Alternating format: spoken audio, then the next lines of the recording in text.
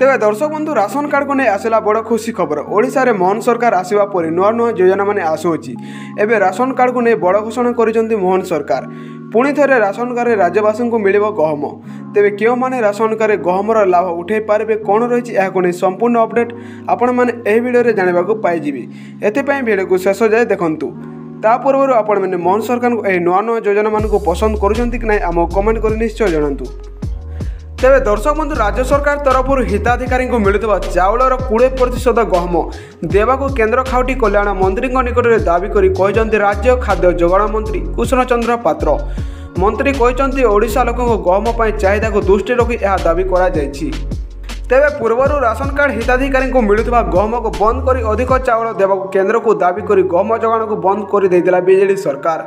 सेवाकारी BJD सरकार गहम को बंद कर राशन कार्ड हिताधिकारी को केवल चाउल जोगाई देउथिला। तेबे दर्शक मध्य मोहन सरकार घोषणा क्रमे आसंता 1 तारिख समस्त राशन कार्ड धारी को मिल गहम। जो मैंने भी चाउल बदल में गहम ने चाहिए नहीं पारे। तेबे दर्शक बंधु आपण मानक मोहन सरकार को यह नुआ नुआ योजना केमती लगुच आमको जनातु। आपण मानक वीडियो भल लगे वीडियो को लाइक करने सहित आम यूट्यूब चैनल को सब्सक्राइब कर दिंतु।